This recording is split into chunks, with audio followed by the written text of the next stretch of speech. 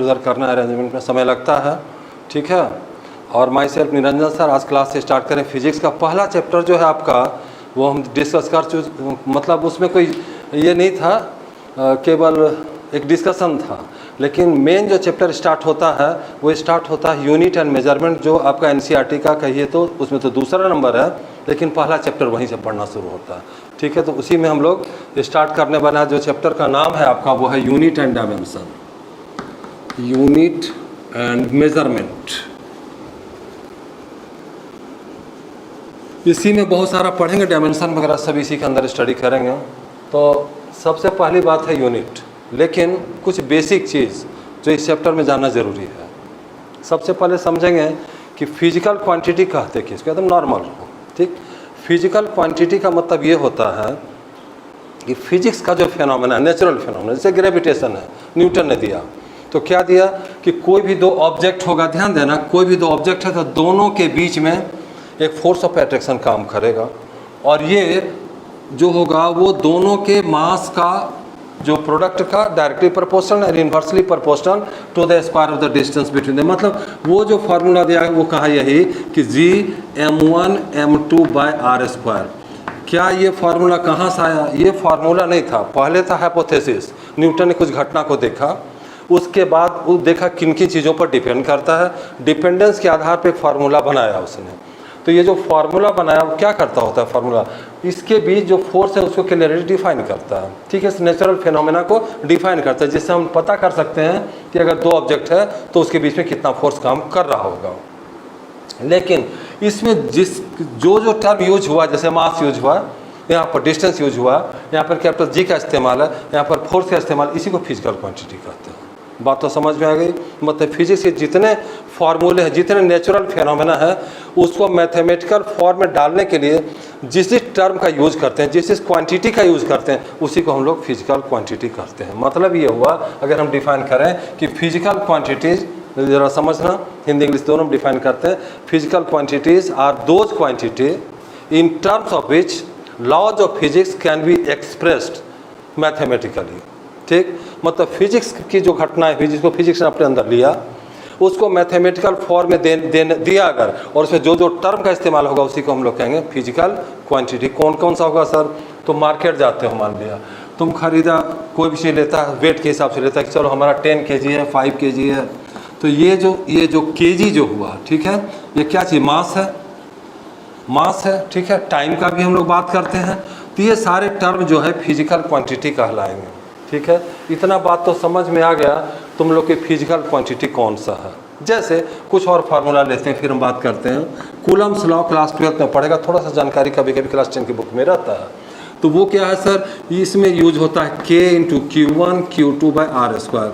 अब तुमसे पूछा जाएगा कि फिजिकल क्वांटिटी कौन कौन सा है, तुम आराम से बोलेगा सर एक तो फोर्स नज़र आ रहा है सर, चूँकि इस फार्मूला में यूज हुआ है उसका। K भी है सर, ये भी क्या है? फिजिकल क्वांटिटी है। Q1 क्या है? फिजिकल क्वांटिटी है। Q2 क्या है? फिजिकल क्वांटिटी है। R क्या है? फिजिकल क्वांटिटी है। बात आ गई समझ में बढ़िया से कि ये सब फिजिकल क्वांटिटी है, ठीक। ये सारे फिजिकल क्वांटिटी को अगर मैं डिफाइन लिखते होते हैं, थोड़ा सा इसको नोट कर लो। All quantities which can be measured and in terms of which measured दो तरह से हो सकता है, डायरेक्टली और इनडायरेक्टली। बहुत सारा चीज़ है डायरेक्टली, इसको डिफाइन करेंगे हम लोग, और indirectly in terms of which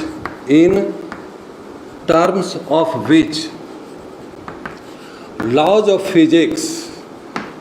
of physics, physics के जो रूल है, फिजिक्स कैन बी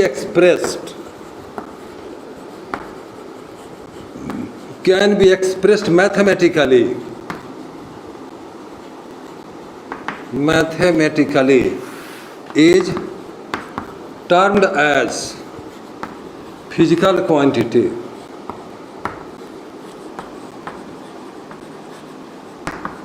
सब उसी तरह से नोट करेगा जैसे लाइव क्लास से तुमको कोई लेना देना नहीं है, तुम्हारा ऑफलाइन क्लास भी हमारे यहाँ चल रहा है, बच्चे बैठे हुए हैं, उसी तरह से नोट करो जैसे एज यूजुअल क्लास होता है। नोट क्वेश्चन पूछ भी सकता है, सर यहाँ पे नहीं समझ में, यहाँ पे ये क्लियर कीजिए, इसमें कोई बाधा नहीं है। चलिए नोट कर लिए इसको, नोट कीजिए आराम से।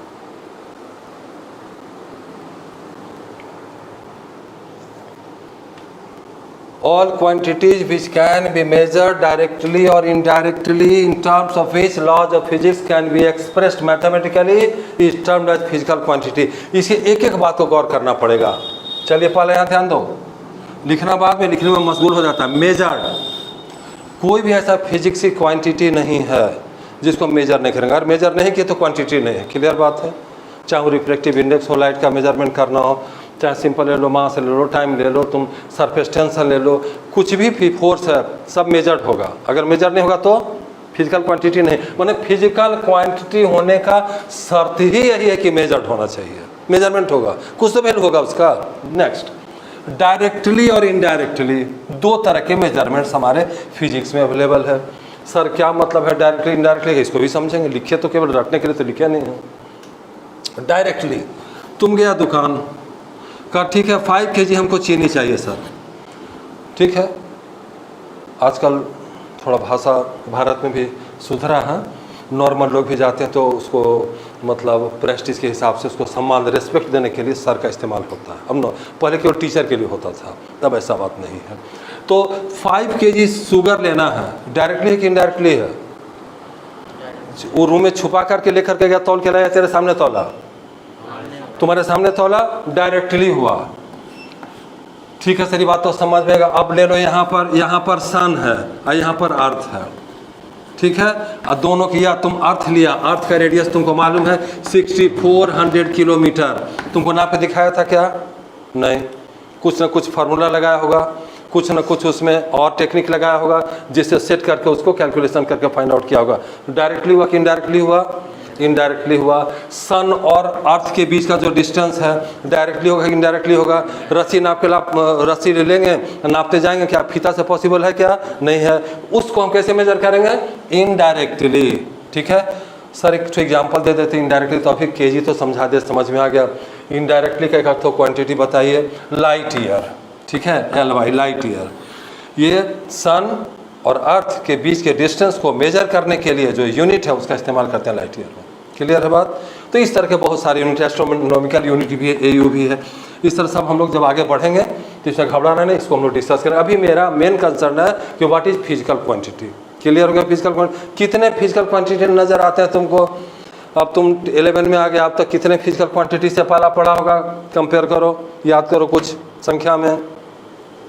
8-10 क्वांटिटी का नाम बोलो। कहेगा सर क्या लगता है सर? मास हुआ सर, ये हुआ, वो हुआ, लेकिन पूरा नाम नहीं बोल पा रहा, 10 भी नहीं बोल पा रहा है। चलिए ठीक है, बोलने का एक कारण नहीं है, ये है कि जितने भी फिजिकल क्वांटिटी थे, फिजिकल क्वांटिटी, उसको 2 पार्ट में बांटा गया। एक जो क्वांटिटी था उसका नाम दिया गया fundamental quantity. Fundamental, physical quantity देना जरूरी नहीं है, क्वांटिटी मतलब फिजिकल ही होता है। फंडामेंटल क्वांटिटी, ठीक है। और दूसरा नंबर नाम दिया गया डिराइव्ड क्वांटिटी। क्या हुआ पहला? फंडामेंटल। फंडामेंटल का मतलब सीधा सा अर्थ होता है कि उसके पीछे कोई नहीं, उसके पीछे कोई क्वांटिटी नहीं, वो अकेला खड़ा है, सीधा अपने आप में कंप्लीट है, ठीक है। तो इसको एक और नाम दिया गया बेसिक क्वांटिटी, ठीक है। समझ रहा है बात? Basic quantity. जो बेसिक क्वांटिटी होगा उसका रिलेशन किसी से नहीं होगा। जैसे अगर मैं कहूँ 100 kg मेरे पास शुगर है, ठीक है जी, इसका रिलेशन टाइम से है क्या? कोई मतलब नहीं है। हाँ, 10 बजे हम एक क्विंटल या 1000 kg लो ना, 100 kg क्यों लेंगे तो 1000 kg लेंगे। 1 क्विंटल हम चीनी लाए एक बोरा में रख दिए, 1 घंटा बाद आए, चेंज होगा क्या? क्यों नहीं चेंज होगा? उसका डिपेंडेंस नहीं है किसी पर, फ्री है। मास हो गया, ठीक। टाइम तुम देखा, मेरे से टाइम पूछा रमेश, सर क्या टाइम हो रहा है? हम बताए इतना टाइम हो रहा है। उधर से मोहन है, वो भी पूछा टाइम, हम बताए कितना टाइम हो रहा है, ठीक है। टाइम को लेना देना है किसी से, कौन पूछे इस पर डिपेंड करता है क्या। इसको हम बोलेंगे 6 बजे, इसको बोलेंगे 12 बजे, ऐसा कहेंगे क्या? नहीं कहेंगे। मतलब क्या? इंडिपेंडेंट है, does not depends upon other quantity पर डिपेंड नहीं करेगा, कंप्लीट इंडिपेंडेंट होगा और आपस में भी रिलेशन नहीं होगा। ऐसा नहीं कि इंडिपेंडेंट है तो सर 7 तो फिजिकल क्वांटिटी है बेसिक, आपस में रिलेशन होगा, आपस में भी कोई रिलेशन नहीं होगा, उसी को हम लोग कहेंगे फंडामेंटल क्वांटिटी। बात समझ गया? फंडामेंटल किसको? और जो इस पर डिपेंड करेगा डिराइव, वो डिराइव हो जाएगा। पहले फंडामेंटल जो क्वांटिटी है उसको हम बारी बारी से लिखते हैं, जरा ध्यान देना एक बार फिर उसको याद करो। देखो हालांकि तुम लोग 8 से ही पढ़ते आ रहे हैं फंडामेंटल क्वांटिटी कौन कौन से हैं। चलो पहला नंबर लेते हैं, मास।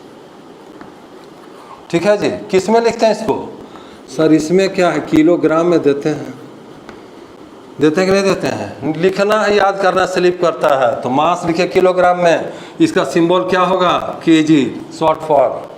ठीक है, लेंथ लीजिए, 21 यूनिट में लिख रहे हैं, यूनिट की बात में पूरा कितने तरह के यूनिट होते हैं उसको भी हम लोग डिफाइन करेंगे, आगे चलेंगे। अभी लेंथ, अभी केवल हम लोग बेसिक क्वांटिटी और उसके यूनिट को, इसको जानता है तुमको, नहीं ऐसे नहीं बता रहे। लेंथ लेगा तो लेंथ लेगा तुम्हारा होता है मीटर में, मीटर का सिंबल हम लोग एम देंगे। ठीक है, अच्छी बात है, यहाँ तक समझ में आ गया।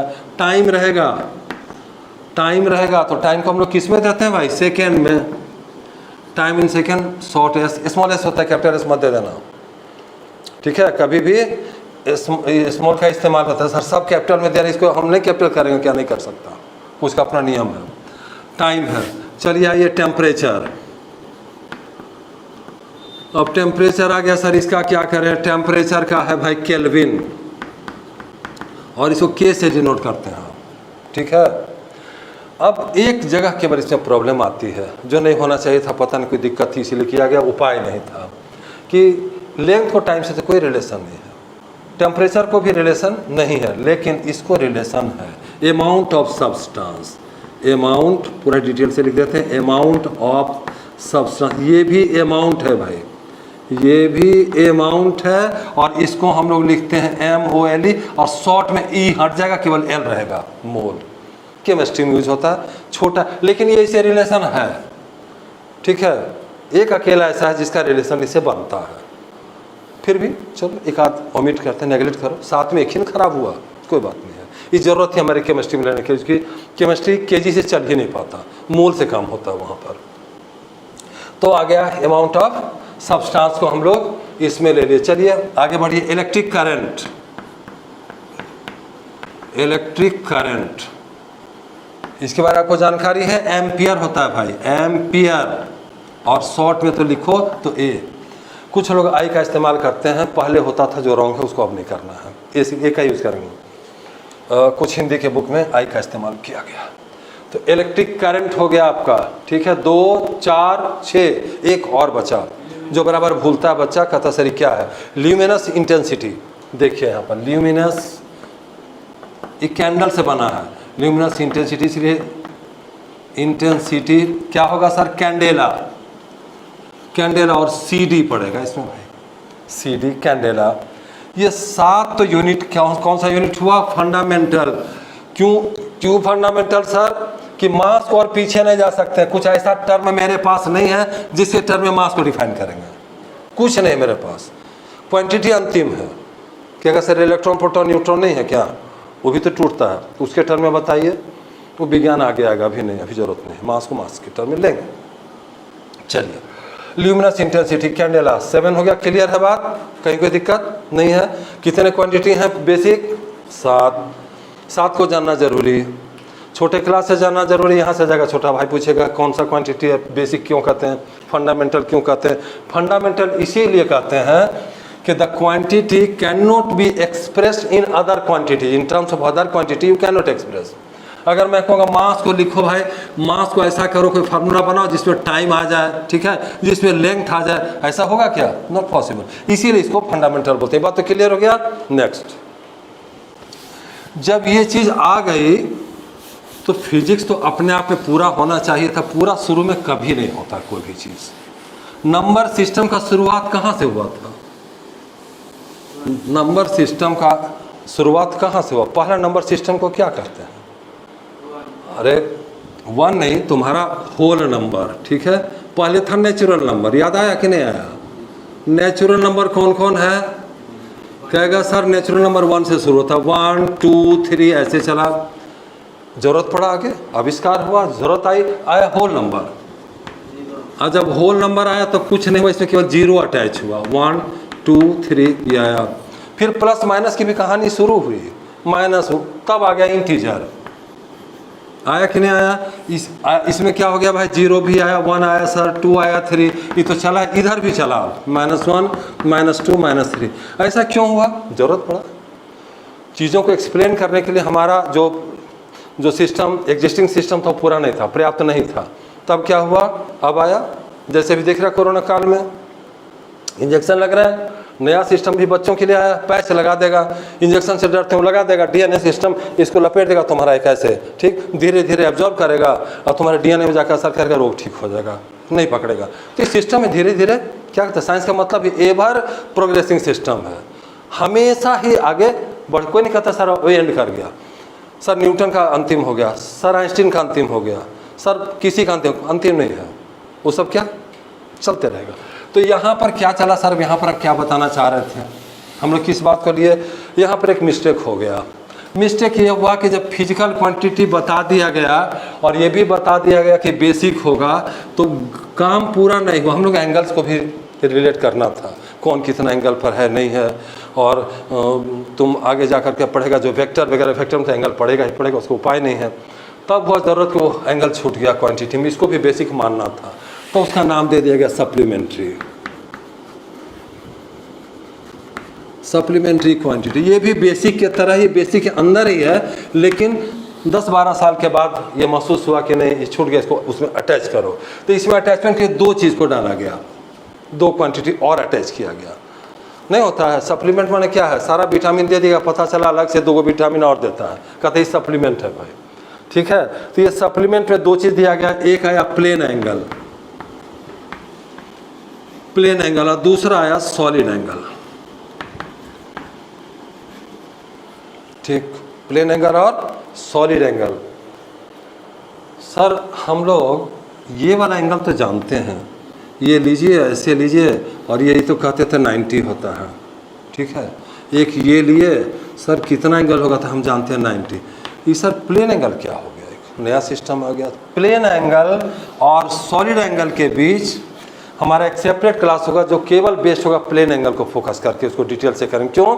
ये दोनों एंगल ऐसा है जिससे बच्चे की कंफ्यूजन सदा वर्तमान रहती है और दूर नहीं होता। और 12th में काफ़ी ज़्यादा सॉलिड एंगल का इस्तेमाल होगा, जब भी गॉस थ्योरम वगैरह प्रूव करेंगे तो इसको ब्रॉडली अगर यहाँ नहीं समझा रहेंगे वहाँ दिक्कत होगी, तो इसके लिए हमको सेपरेट क्लास है। अभी हम लोग क्या करेंगे सर, केवल यूनिट लिखेंगे। प्लेन एंगल का यूनिट होता है रेडियन, रेडियन, ठीक है। शॉर्ट में RAD, समझ गया बात।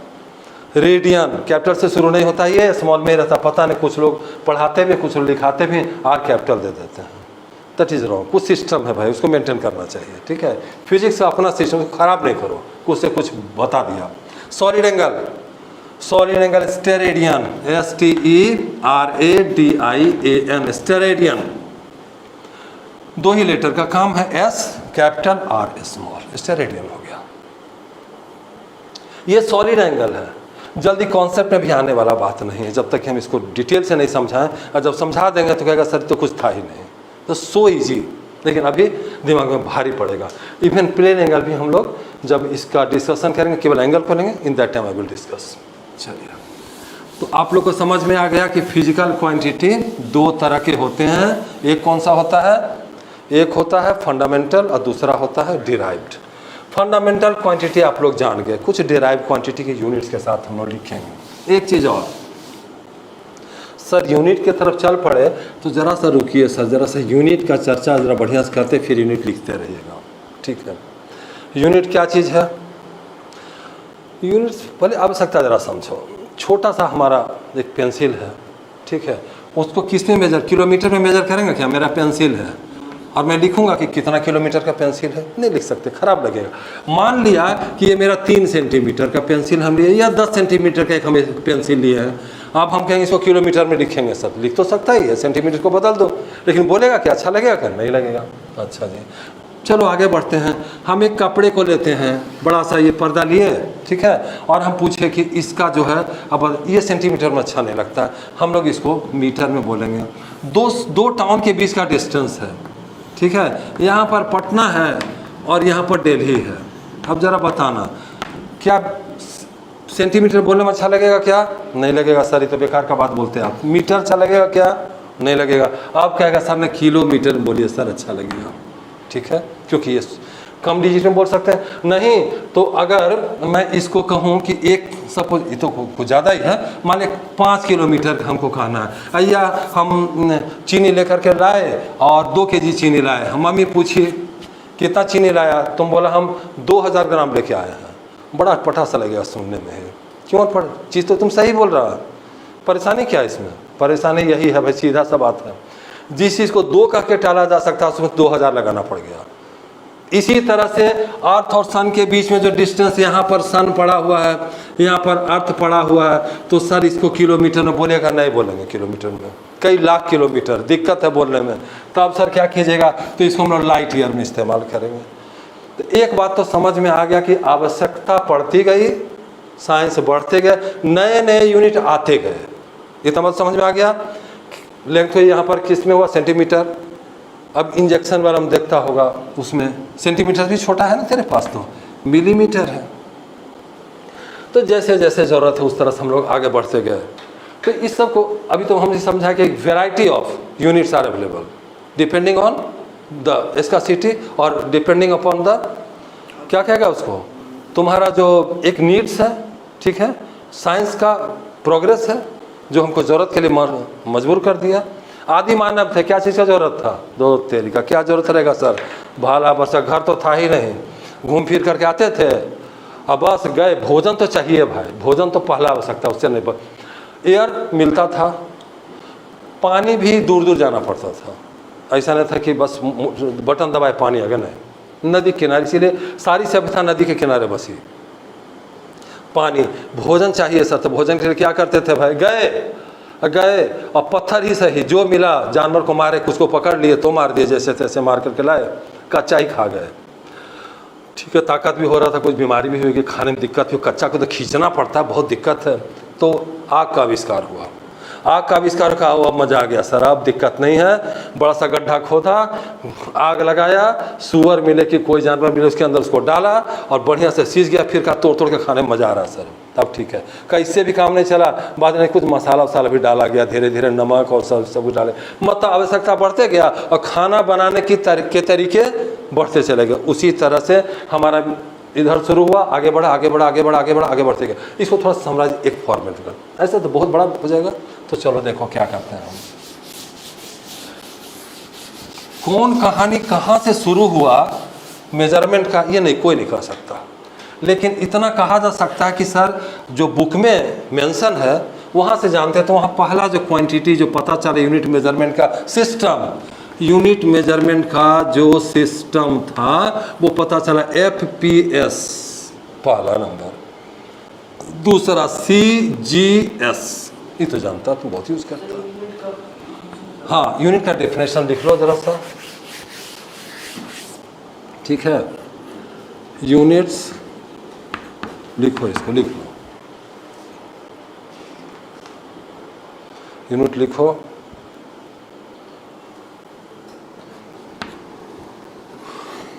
The standard measured quantity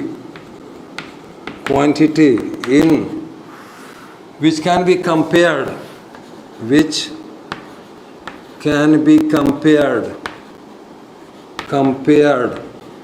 other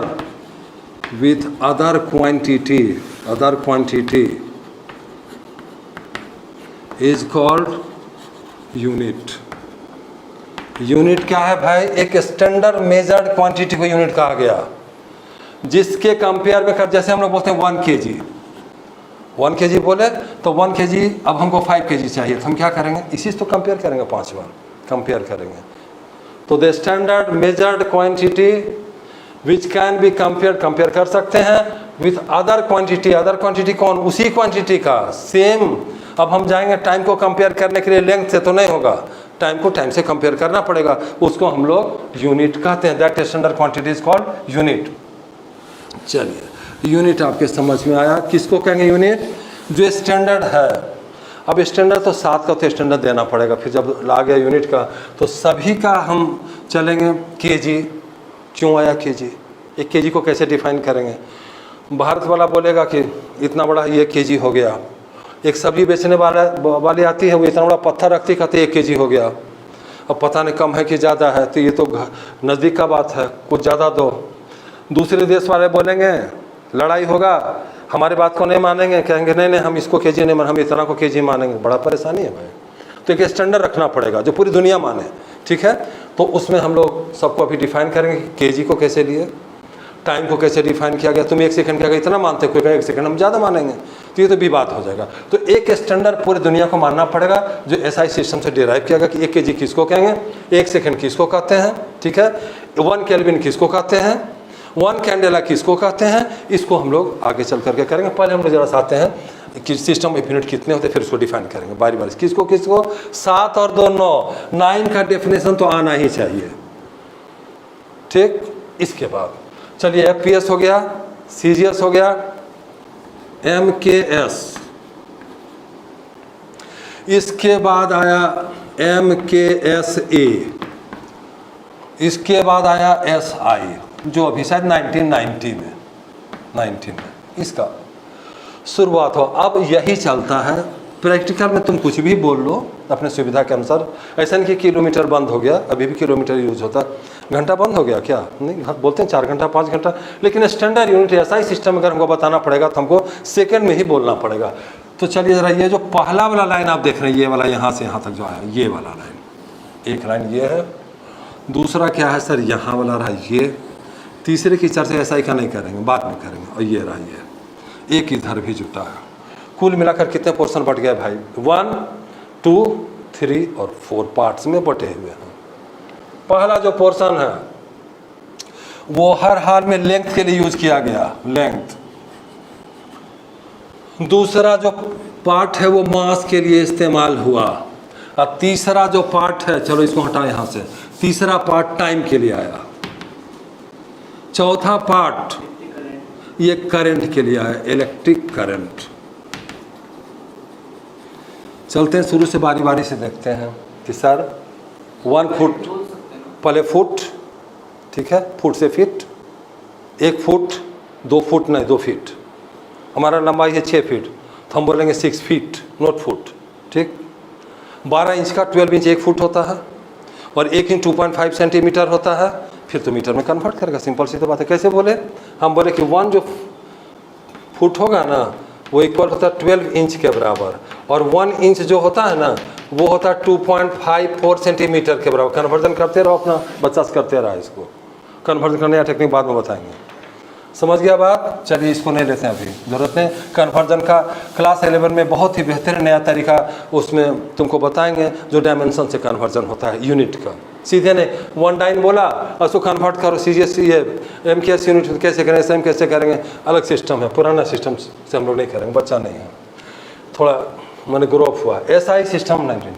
पहला नंबर क्या बोले? Length, foot, C stand for centimetre, M metre, और यहाँ पर एमकेएस था, ठीक है, और यहाँ पर ईवी मीटर ही रहा, ठीक। यहाँ पर आओ, पाउंड, पाउंड अभी भी जानता है 0.4400 कुछ 453 ग्राम 1 पाउंड। बर्थडे पार्टी में 1 पाउंड का केक, 2 पाउंड का केक, ब्रिटेन का है ये। वो पता नहीं बहुत दिन तक केजी को अडॉप्ट नहीं किया, क्या परेशानी थी उसकी पता नहीं, तो वो जल्दी अडॉप्ट नहीं किया। तो पाउंड, एस सेकेंड, बात समझ में आ गई सर? सेंटीमीटर, ग्राम, सेकेंड, यहाँ ये मीटर, किलोग्राम, केजी, किलोग्राम, और एस टाइम सब जगह सेकेंड। एम के एस ए, यहाँ पर के अभी तो वही है, किलोग्राम, एस टाइम, एक करंट जुटा। सर अब एसआई का बता दीजिए। तो हम देख लिए कि चलिए ये सब आया। कौन कौन कितने सिस्टम से तो परिचित हुआ अभी? 1 2 3 4 5, क्लियर बात। ये सारे सिस्टम क्या थे, एक के बाद एक आते गए। लास्ट में सब लोग मिलजुल कर फैसला किया कि कॉमन सिस्टम लीजिए भाई, और साइंस को उसी के रेस्पेक्ट में बताया जाए जहाँ तक संभव है। एसआई सिस्टम का बात कीजिए। तो चलिए एसआई सिस्टम में जो 7 था यूनिट तो सबको पता ही दिए, ठीक है।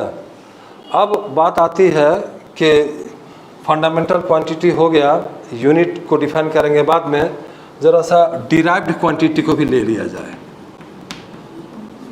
क्या डिराइव्ड क्वांटिटी क्या है? डिराइव का मतलब होता है more than one physical, more than one basic quantity को जब करेंगे कंबाइन, ठीक है, तो उसको हम लोग कहेंगे डिराइव। जो इन सातों से मिलकर बना है, 1 2 3 4 5 6 7 टैबलेट, और 2 और जोड़ लो ना, 2 9। ये सर छोटा सा खाली इसको लेंगे, वहाँ हम लोग मैच करते जाएंगे। ये मास लिए थे, ठीक है जी, उसके बाद हम लोग लेंथ लिए थे, उसके बाद हम लोग टाइम लिए थे, इसके बाद हम लोग टेम्परेचर लिए थे, इसके बाद हम लोग इलेक्ट्रिक करंट को लिए हैं, इलेक्ट्रिक करंट को लिए हैं, इसके बाद क्या लिए थे, अमाउंट ऑफ सब्सटेंस लिए थे, नहीं, अमाउंट ऑफ सब्सटेंस बाद में दे सकता है, सब्सटेंस दिए। इसके बाद हम लोग क्या लिए थे, ल्यूमिनस इंटेंसिटी लिए थे, ल्यूमिनस इंटेंसिटी लिए थे, और इसके बाद हम लोग क्या लिए थे, प्लेन एंगल लिए थे, और लास्ट में क्या लिए थे, सॉलिड एंगल, सॉलिड एंगल। 4 अगर इनमें से मिक्स करके बनाया गया कोई चीज़, उसको डिराइव बोलेंगे। कहेगा सर ऐसा होगा क्या, इसी को हम 3 बार लिखेंगे, तब आप बोले क्या कि हमने और नहीं लेंगे, जहाँ रिपीट किया डिराइव हो गया। कैसे सर, जरा सा एक एग्जाम्पल लीजिए, सेम रिपीटेशन। एरिया ले लो, एरिया क्या चीज़ है, L इंटू बी है कि नहीं, ये भी L ये भी L, तो लेंथ का यूनिट ऐसा यूनिट अभी बताए थे मीटर, तो मीटर स्क्वायर हुआ, ये भी मीटर ये भी मीटर, तो दोनों मीटर स्क्वायर हुआ। अकेला आया रिपीट हुआ, वॉल्यूम में भी रिपीट हो रहा, नहीं हो रहा क्या? अरे वॉल्यूम क्या है भाई, LBH, तो मीटर मीटर और मीटर, तो क्यूबिक मीटर या मीटर क्यूब। देखिए बात है, बोलने में कोई दिक्कत नहीं है। अगर तुम कहता है इसको क्यूबिक मीटर तो भी सही है, और या मीटर क्यूब तो भी सही है, उसमें झमेला में नहीं पड़ना। कुछ लोग तुमको इसी में पकड़े रहेगा, धरे रहेगा तुमको जोर से, कहेगा क्यूबिक मीटर क्यों नहीं बोले, मीटर क्यूब क्यों बोल दिया। अरे क्यूबिक सिस्टम एक्सपोनेंट्स में इस्तेमाल है, क्यों नहीं करेंगे, इस्तेमाल करेंगे। तो ये आपका हो गया वॉल्यूम। सर मिक्स वाला बताइए ज़रा आप, ये तो एक टाइप वाला भी समझ में आ गया, मिक्स चले, दोनों को मिला मिला कर चलें, दोनों को मिला मिला कर चलें, तो मेरे समझ में 300 क्वांटिटी है, ठीक है, जो तुम्हारे बुक में मेंशन है, अराउंड और भी है क्वांटिटी तो बहुत सारे। तो सबसे पहला जो ध्यान में आता है, अब इजी से चलो, दिक्कत हो जाता है। तो सर डिस्टेंस का पहले बताइए, तो ज़रा फिजिक्स ही पढ़ा रहे हैं, तो डिस्टेंस बताइए, डिस्प्लेसमेंट बताइए, इसका यूज करके अभी जस्ट 9 से मतलब 11 वाला चीज़ आ ही रहा। 9 में जो चैप्टर का नाम है वही चैप्टर का नाम 50% 11 में भी है, नाम तक वही रखा गया है। तो डिस्प्लेसमेंट आ गया सर, इसके बाद ज़रा सा स्पीड बताइएगा इसका, फिर ज़रा वेलोसिटी भी बता दीजिएगा, इसके बाद ज़रा एक्सेलरेशन का चर्चा कर दीजिएगा, तब ज़रा फोर्स बता दीजिएगा क्या होगा, ठीक है, फिर ज़रा टॉर्क बता दीजिएगा, मोमेंट ऑफ फोर्स क्या होता है, ठीक है, ये जब बताए ज़रा सा सरफेस टेंशन बता दीजिएगा क्या होगा। मतलब इस तरह से सारे डिराइव हैं, एक एक करके चलते हैं। सर डिस्टेंस डिराइव है क्या, नहीं, डिस्प्लेसमेंट क्या डिराइव है क्या, नहीं, ये फंडामेंटल ही था भाई, इसका काम तो यही कर दिया था, लेंथ, इसकी ज़रूरत नहीं है। क्यों, अब यहाँ पर शुरू होगा, यहाँ पर डिराइव पहला जो क्वांटिटी ले रहे हैं, इस जगह हम लोग फिजिक्स में यूज़ कर रहे हैं, वो ले रहे हैं क्या, स्पीड। स्पीड क्या होगा, डिस्टेंस बाय टाइम, ठीक है, तो डिस्टेंस बाय यूनिट के टर्म में लिखो, डिस्टेंस अपॉन टाइम जब लिखता है तुम, डिस्टेंस अपॉन टाइम, तो क्या हो जाएगा, मीटर पर सेकेंड। सिंपल सी तो बात है भाई। सर वेलोसिटी क्या होगा, भाई एक बात याद रखो, यूनिट गजब का चीज़ है, ये हमेशा स्केलर ही रहता है, कोई यूनिट वेक्टर नहीं होगा, सब यूनिट, चाहे क्वांटिटी वेक्टर है तब पर भी यूनिट स्केलर ही रहेगा, तो डायरेक्शन से कोई लेना देना नहीं है। तो वेलोसिटी में सर हम डिस्टेंस पर टाइम लिखेंगे क्या, लिखेंगे, कोई दिक्कत नहीं, क्यों यूनिट क्या होगा इसका भी यही होगा, ये वेक्टर है तब सर भाई नहीं कर पाता, इसके अंदर वो कैपेबिलिटी, उसके लिए अलग विज्ञान है। तो एक्सेलरेशन क्या होगा भाई, एक्सेलरेशन तुम जानता कि सर इसमें क्या दिक्कत है, सर स्पीड बाय टाइम को बोलते हैं, rate of change of speed, ये वेलोसिटी इज कॉल्ड एक्सेलरेशन। क्या हो जाएगा ये, अरे मीटर पर सेकेंड स्क्वायर कोई दिक्कत है क्या? दिक्कत है पूछो सर, यहाँ भी समझाएंगे, फिर नहीं तो दूसरा रास्ता अडॉप्ट करेंगे। सर फोर्स का बताइए, बताओ फोर्स का क्या है? दूसरा कोटा घूम के आ जाना, फिर पता चला फोर्स को डिफाइन कर रहा है। F is equal to M into A. जरा सा इसको देख लो थोड़ा सा अच्छा सा, यहाँ से देखने का जरूरत पड़ेगा ही पड़ेगा। मास किस में सर? केजी। एक्सेलरेशन किस में?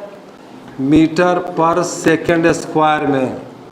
दोनों को मिलाया। और इतना बड़ा लिखना संभव नहीं है। साइंस का मतलब होता है काम को छोटा किया जाए, चक्की नहीं चला जाए, मिल चलाया जाए, ठीक है। बहुत सारे बल्ब जो जलाते थे पीला वाला, नए एलईडी जलाया जाए। लैपटॉप, ये डेस्कटॉप बहुत बड़ा होता था, बड़ा जगह लेता था, लैपटॉप लाया जाए। अब तो पता नहीं क्या क्या है। हाँ, तो टैब भी है। तो ये तो इतना बड़ा सर क्या इस्तेमाल करेंगे सर? इसके जगह NEWTON का, ये भी भारी है। नंबर जोड़ो, 1 2 3 4 5 6। तो 1 2 3 आप तो सर फिर शॉर्ट क्या हुआ? नहीं हुआ सर, ये नहीं हुआ शॉर्ट। मजा नहीं इसका, छोड़ो ना भाई। एन लिखने में कोई दिक्कत है? 1 लीटर में कन्वर्ट हो गया न्यूटन। इसका इस्तेमाल करें, इसका नहीं करते। कुछ बेवकूफ़ लोग इसको जब तक नहीं लिखे मन नहीं भरेगा। कॉपी के हम ज़्यादा लिखे, हम पूरा न्यूटन लिख के आए, एन इज सफिशिएंट। शॉर्ट हो गया। अब आ गया फोर्स, तो आ गया भाई। तो फोर्स के बाद लगे ही चक्कर में पहुंच जा वर्क डन का क्या करेंगे सर? अरे यही तो एनर्जी है भाई, है कि नहीं सर? पोटेंशियल का क्या करेंगे? अरे भाई एक ही एनर्जी है सर। काइनेटिक का क्या करेंगे? अरे वो भी वही है। ये सारा एक ही टर्म में आएगा। पोटेंशियल बोलो कि काइनेटिक बोलो। अब क्या होता है फार्मूला? F into S. आधे लोग तो इसी में कंफ्यूज रहते हैं। फोर्स इंटू, जरा सर बोलो लैंग्वेज में बोलना। तो कुछ लोग कहेगा डिस्टेंस, और कुछ होशियार लोग कहेगा, हमको जरी ज़्यादा पढ़े ठीक से, वो कहेगा डिस्प्लेसमेंट। ये दोनों गलत है। ये जो जिद धरे हुए कि फोर्स इंटू डिस्टेंस होगा, वो उसको ये समझ में नहीं आया। और जो डिस्प्लेसमेंट थोड़ा एडवांस बना, उसको ये समझ में नहीं आया कि क्यों करते हैं। इसके बारे में डिटेल से अध्ययन करेंगे। कंजर्वेटिव फोर्स और नॉन कंजर्वेटिव फोर्स के अकॉर्डिंग डिस्टेंस डिस्प्लेसमेंट। वैसा फोर्स जिसका एनर्जी स्टोर होता है वो डिस्प्लेसमेंट आएगा। कैसे सर? किसका स्टोर होता है? स्प्रिंग का। तुम ऐसे क्या खींचा, फिर वापस आएगा। तुम यहाँ से पटना गया मोटरसाइकिल से, अब पटना में मोटरसाइकिल छोड़ दिया, आपका पेट्रोल नहीं लगेगा, अब दबाएगा स्विच, आएगा क्या? यहाँ नहीं आएगा, तो वहाँ डिस्टेंस आएगा। समझ गया बात? तो ये थोड़ा सा डिफरेंस आगे हम जब वर्क एनर्जी पढ़ेंगे तो फिर इस बात को ख्याल करना होगा, क्योंकि ना तो ये सही ना तो ये सही, तो कौन सही? हम कहते ये भी गलत, हम कहते ये भी गलत, ये वाला बोल नहीं, अकेला दोनों ही आएगा डिपेंडिंग ऑन द सिचुएशन।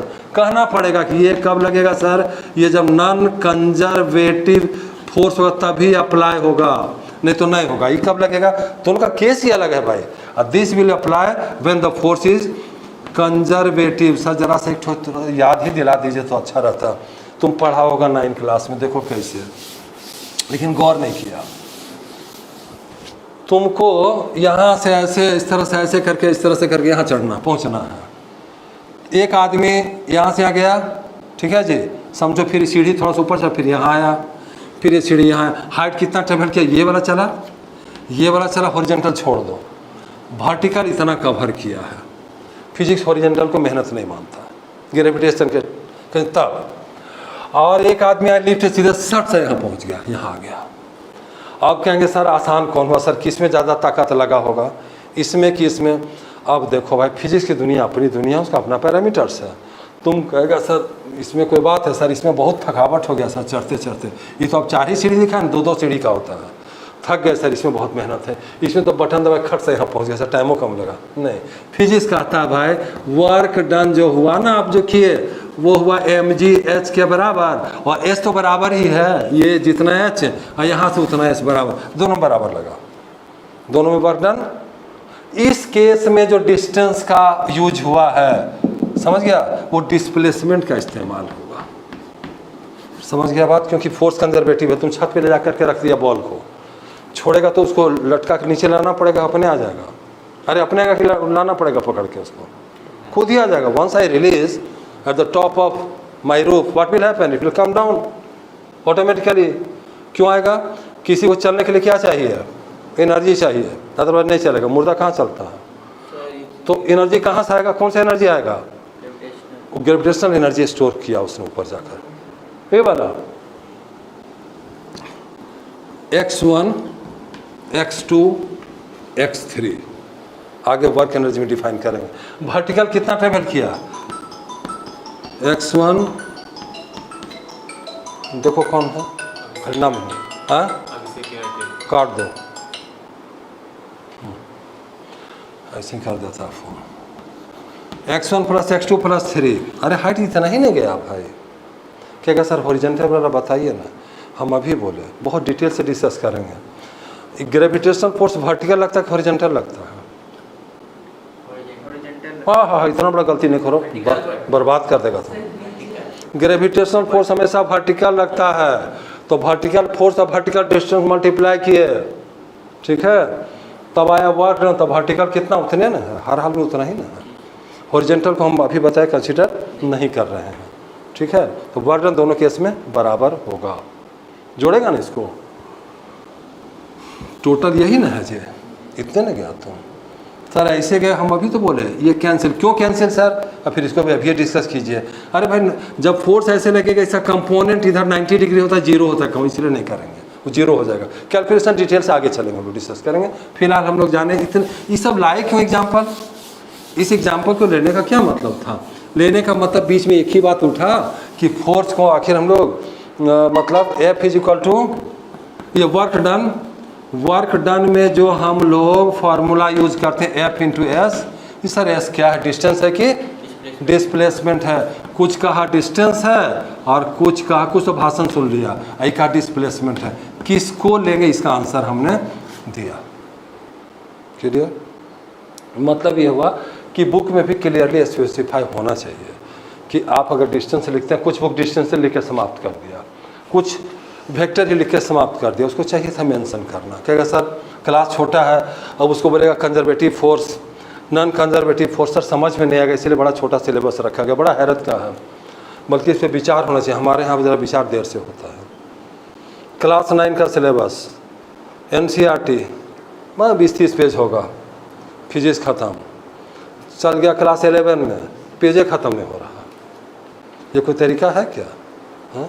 कुछ उसको लोड देता तब ना पता चला, कहता इजी बना रहे हैं, बच्चा सुसाइड कर लेगा, नहीं तो बच्चा पे प्रेशर नहीं देना है, बच्चा नाटा हो जाएगा, ज़्यादा पढ़ेगा ना तो बढ़ेगा नहीं बिका। ये कोई तरीका है क्या, 9 में सिलेबस बहुत कुछ दिया जा सकता था, तब ना 11 में थोड़ा मिला करके मिक्स होकर चलता। एक ही बार 11 में आता है, देखता ही है। छोटा सा एग्जाम्पल लो ना, प्रदीप का बुक लो, एक एग्जाम्पल लेते हैं, एक वॉल्यूम देख रहा होगा तुम लोग भी, एक वॉल्यूम इतना, 2 वॉल्यूम 11 अभी है मेरे पास सामने बुक है ये, फिर सर 12th का एक पार्ट यहाँ और 12th का दूसरा पार्ट यहाँ, बुक को जमा करना, एक ऑथर इतना बड़ा, ठीक जी। वो कौन सब्जेक्ट, केवल फिजिक्स, बाकी का हम चर्चा नहीं करें केमिस्ट्री का क्या हाल होगा। तो कहा सर प्रदीप ने सर का और ऑथर का रहता तो अच्छा रहता, तो एक काम करो, एक ऑथर ये हुआ और लगले एक और ऑथर कर रैक और बना लो, एसएलआर हो रहा, ठीक है, बना लिया, इतना हुआ। जरा देखना 2 को तो रैक तुम्हारा भर गया। फिर कुछ बच्चा कहा कि नहीं सर न्यूमेरिकल के लिए अलग से रहता तो मज़ा आ जाता सर, एक अलग से बुक बनाएंगे तो ले लो, फिर अलग से ले लो इस जगह, ठीक है, एक जगह ले लो, इरोडोव ले लो, फलाना ले लो, और भी वो सारे ऑथर्स हैं, ले लो, भर जाएगा किताब। तुम परेशान हो जाएगा, क्या कुछ किताब उधर नहीं डाले, जैसे एक ही बार इतना बड़ा लोड डाला। यही कारण है कि मैं स्पष्ट कहूँ, मेरे पास खाली बात बनाने की बात नहीं, मेरे पास 1000 स्टूडेंट का कलेक्शन कर दो और एक बुक ऐसी वर्मा का हम दे देते हैं, चैप्टर दे देंगे, कहीं से लौटा हो, कई % बनाएगा हम बताते हैं। 1000 में 5 स्टूडेंट सॉल्व कर पाए तो बहुत बड़ी बात है। इस लोड के चलते ये मारे, ये कोई तरीका नहीं था।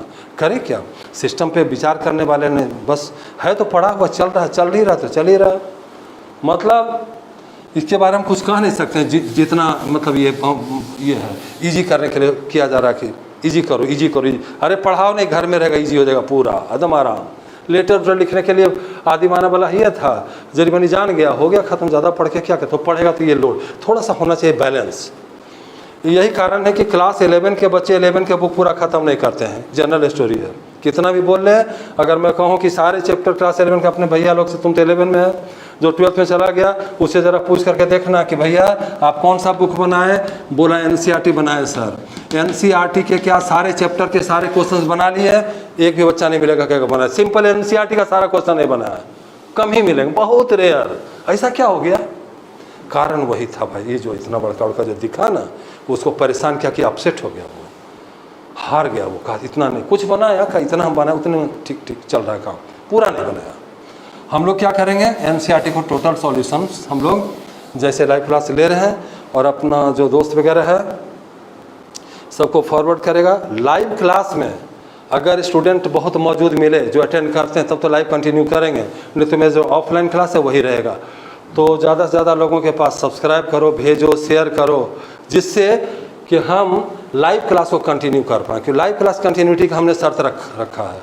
जब तक ज़्यादा हमारे पास व्यूअर्स नहीं होंगे, हमको ये नहीं लगेगा कि ज़्यादा से ज़्यादा लोग देख रहे हैं, तब तक हम इसको कंटिन्यू नहीं करेंगे। थोड़ा समय तक वेट करेंगे। तो आप अगर चाहते हैं कि कंटिन्यू रहे तो ये इसी कंडीशन में रहेगा कि अपने जितने दोस्तों तक है उसको इस लाइव क्लास को फॉरवर्ड करना है, ठीक है। चलिए, तो हम लोग कहाँ तक पहुँचे पाए और बड़ा मज़ा आएगा। अभी सब जो पोर्शन सब लेंगे ना, लगेगा ना कि फिजिक्स पढ़ेगा, लगेगा हिस्ट्री। सर ख़त्म हो गया, टाइम ख़त्म, क्लास ख़त्म, समझ में भी आ गया। बोरा बिस्तर लेकर नोट भी करने का ज़रूरत नहीं पड़ेगा, ठीक है। होता नोट करते जाओ, नोट करते जाओ और रखते जाओ। अभी तक जो पढ़ा है दिमाग में आ ही गया होगा, यूनिट क्या क्या हुआ नहीं हुआ। तो अब ज़रा डिराइव्ड क्वांटिटी में हम लोग सर कुछ प्रैक्टिस कर लेते, ज़्यादा से ज़्यादा तो अच्छा होता नहीं। जैसे ये इसका ध्यान गया कि इस तरफ थोड़ा सा डिराइव क्वांटिटी में ज़्यादा से ज़्यादा डिस्कस कीजिए। किसको डिस्कस करेगा, चलिए आ जाइए। मोमेंट ऑफ फोर्स, थोड़ा नए नए नाम सुनिए। मोमेंट ऑफ फोर्स, ठीक है। क्या होगा sir, force into distance, moment. तो क्या यूनिट बनेगा सर, न्यूटन। देख रहे हैं ना, न्यूटन सेकेंड में। और जरा सेकेंड लिखिएगा ना तो ऐसे नहीं लिख देना, बड़ा डाउट हो जाता है, क्या लिख रहा पता नहीं चलता। तो कुछ जगह देखेगा ऐसे, ये भी नहीं लिखो। न्यूटन देखा, जरा सा डैश दे दो, ये क्लियर होता है कि भाई इससे दो चीज़ फिजिकल क्वांटिटी आई होगी, एक न्यूटन और एक सेकेंड में। ये यूनिट किसका हुआ, मोमेंट ऑफ फोर्स का, ठीक है। कहेगा sir surface tension, surface tension है sir, force by length, force by length. Force क्या हुआ सर, फोर्स तो जानता है न्यूटन, ठीक है। अब पर मीटर इसके लिए आ गया, सरफेस टेंशन के लिए आ गया। हाँ ठीक।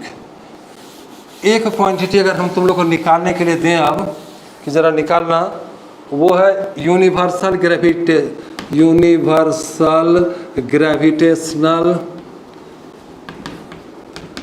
ग्रेविटेशनल कांस्टेंट, जिसको हम लोग कैपिटल G बोलते हैं। इसके यूनिट को निकाला जाए, ठीक। तब हम लोग नए नए पे जाएंगे, सब निकालेंगे। रेजिस्टेंस निकालेंगे, ठीक है, कैपेसिटेंस निकालेंगे, इंडक्टेंस निकालेंगे, बहुत सारे यूनिट तो भरे हुए। जो चैप्टर है सब में 8-10 क्वांटिटी नए आ ही जाते हैं। तो यूनिवर्सल ग्रेविटेशनल कांस्टेंट का अगर यूनिट निकालने के लिए कहा जाए, तुम लोग कोशिश करना और कमेंट करना। देखो F का फार्मूला क्या था, हम निकाल कर दिखा रहे हैं, G m1m2/r²। यूनिट कैसे निकालते समझ लो। किसी का भी यूनिट निकालना हो, कोई भी क्वांटिटी, उसका फार्मूला तुमको आना चाहिए, ये ज़रूरी है। फार्मूला आ गया, अब उसे क्वांटिटी को रखो। G चाहिए, G का वैल्यू चाहिए सर, तो G का वैल्यू होगा F इंटू r²/m1 × m2। होगा कि नहीं होगा, बोलो होगा। कहाँ से आया, अब क्या करेगा, न्यूटन, जरा सा बगल बोले थे, मीटर स्क्वायर बाय माइनस नहीं, बार बार कह रहे हैं, kg इंटू kg। सर ऐसे रहने दीजिएगा क्या, नहीं ऐसा नहीं रखना। तो अब क्या करेंगे, ऊपर ले जाओ सबको, न्यूटन मीटर स्क्वायर kg-2, इस तरह से लिखेंगे, ठीक है। Universal gravitational constant.